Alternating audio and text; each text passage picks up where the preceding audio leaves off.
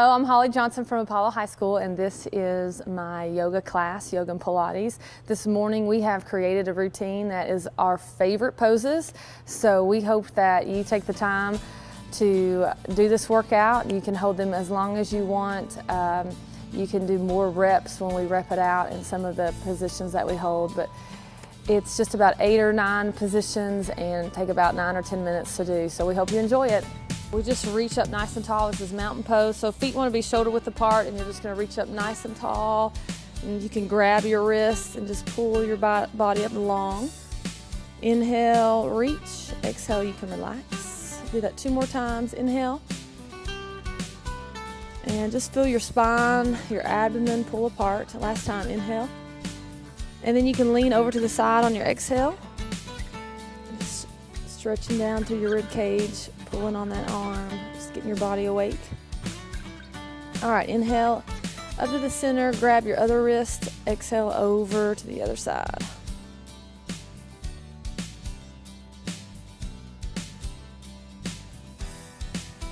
All right, you're gonna inhale, reach up nice and tall, and then exhale, come down to your toes. If you can't touch your toes, just do a light hang, just warming up the hamstrings loose. And as they relax, you can probably go on down and reach the floor. I'm gonna hit play on my music because I forgot to do that.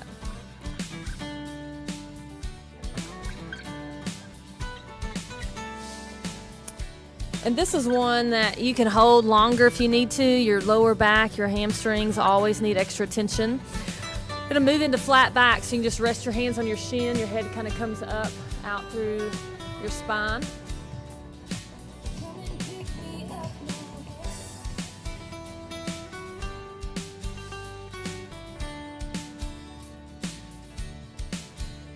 All right, and then come on up, and we're gonna step back into warrior. So you want your back foot to be squared up, your front foot pointed, and arms are gonna go out like a T. The longer legs you have, you really wanna get those feet far apart, get a good base. And then you're just gonna bend that front knee into what looks like a lunge. Keep your shoulders back, arms same height as your shoulders, and that knee just sits right on top of that foot. You really want to watch your knee that doesn't extend over your toes. So you're gonna get a nice stretch through your hips, hip flexors growing, and even your inner thigh. We're gonna do some reps. Always hold this a little long to get a stretch, and then we're gonna come back up and we're just gonna rep it out. So my hands will come to the center next to my heart, and then I will press out of my rep. So 1, we got 4, 2, and try to get down lower each time to get the stretch. And last one, come on up. So we're gonna switch out our feet. Actually, I'm just gonna turn the other direction so I won't have my back to the camera. So my back foot's gonna be squared, and I'm gonna point the front foot, arms go out like a T, and then again, drop into that lunge. You can adjust your feet as needed. Again, open up the shoulders, nice tall back. Hands the same height as your shoulders. And just let your hips drop into the stretch.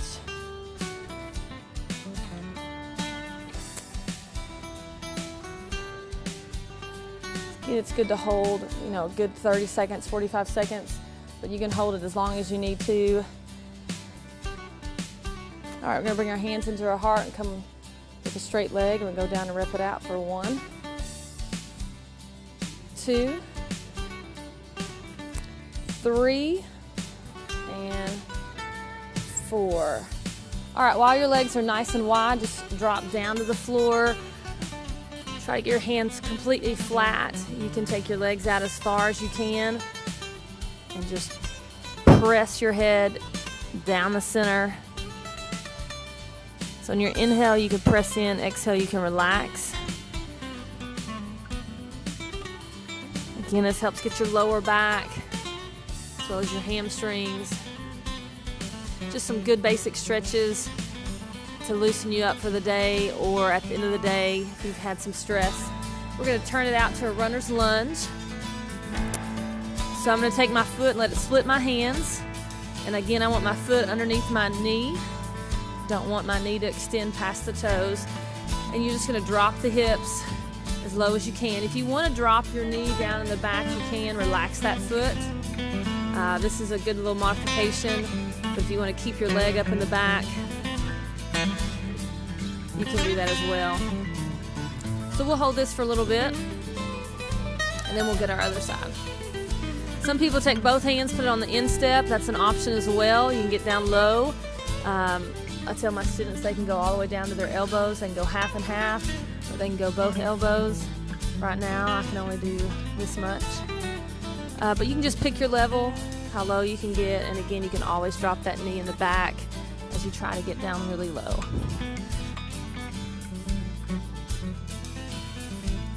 All right, so we're going to switch out our feet.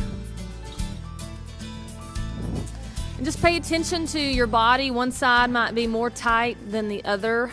And just give it that extra time and attention that it needs. And you make this your own, or you can put your hands where you need to, get as low as you need to, drop that knee in the back.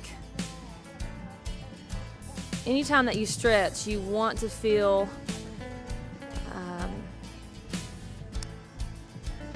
the stretch. It can be a little uncomfortable, that's okay. If it's painful, you don't want that, but you want to feel a little discomfort where you're going to get that good stretch. All right, when you come out of that, you're going to bring both knees together, and we're going to be upright on our knees.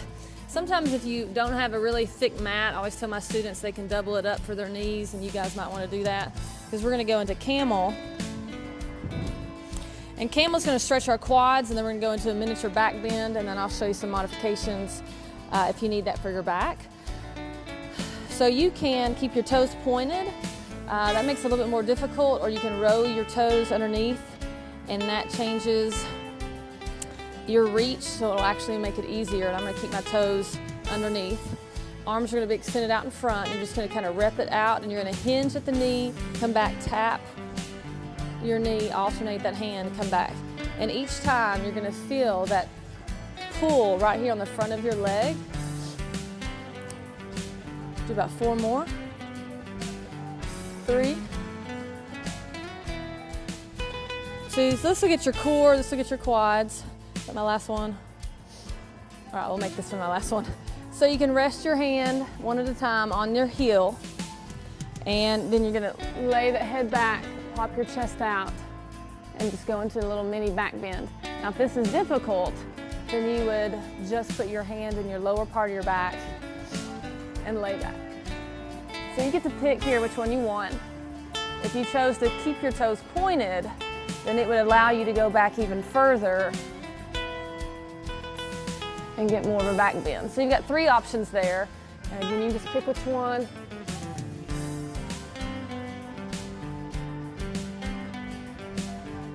And then when you come out of it, you just bring one hand up, then the other hand takes some of the pressure off. All right, then we're going to sit on our bottom and go into butterfly. This is a really common stretch, but it's a good one. And we like to get our hip flexors. So your feet come together, knees kind of come up out to the side, and you want a nice tall back. Always pull your belly button in and work those abs at the same time. And just focus on pushing your knees down. If you've got a friend around and you want them to come in front of you, they can take their hands and just push down on your knees. All right, so we got butterfly, and then we're gonna roll into what's plow. So I'm gonna go to one of my students and point out plow, but you're gonna roll onto your back and take your legs above your head. And we like this one because it gets our lower back, gets your hamstrings, and the kids think that it's fun. So I'm going to go over to Abby here, and you've got 2 options. You can either keep your hands flat, pressed into the floor, or you can use them as support for your hips. And so when you get your legs up, then you're going to actually bring your knees down, and you want your legs parallel to the floor. So my knees, my ankles are together. You're going to flex your toes, so that means you're going to pull your toes into your shins towards your head. So my legs are straight, they're parallel to the floor. I can either press into the mat, or again, have my hands as a support on my hips. Gets a great stretch in the lower back, gets it in the hamstrings, and when you flex those toes, you'll feel it through your ankles as well as your calves. So great stretch. And we usually do this twice. So they'll roll out of it, go ahead and come back to the floor, just kind of takes a break.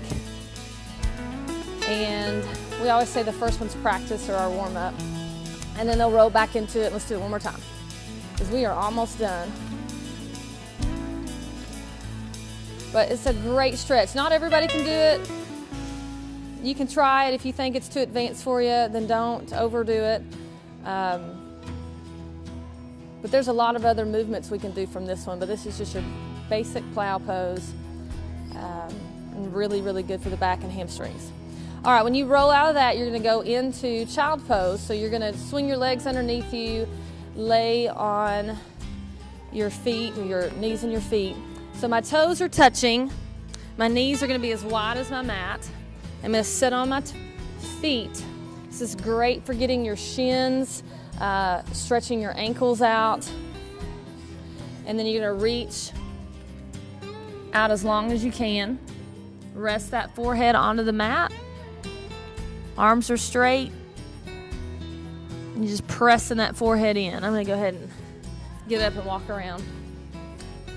So I always tell my students to really reach through their hands, make sure those arms are straight, and you'll feel a stretch all the way through your arms, your shoulders, down your ribs. And then again, they're gonna be pressing their chest in while their forehead's resting on the mat. And that will stretch through their shoulders, through their pectoralis major muscles, and then again, as they're sitting on their feet, they're getting a nice stretch on their ankles and through their shins. And I let them hold this pretty long. It's just a good stretch where we can relax and get a rest through our work, in the middle of our workout and in between some harder poses that we do.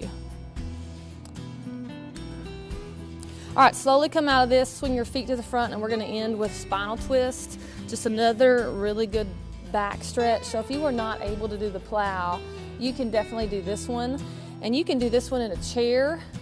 Your feet would obviously hang off the front of your chair, but you would grab the back of your chair and just twist. But while you're sitting, I always say take one hand, prop in the back of you against your tailbone, just puts you up nice and tall. Again, always flex those abs, opposite hand and knee. And then on your inhale, you're going to look all the way behind you, push against that knee. And on your exhale, you can relax. Keep the turn, but you always push on the inhale to look more behind you. And then you can just kind of hold where you are on your exhale. And I hold this for about 4 or 5 breaths. Again, just working the stretch, trying to turn my trunk. And then we'll switch to the other side. Get a nice tall back. Every time you inhale, push against the knee, rotate that trunk, and try to turn more and look behind you.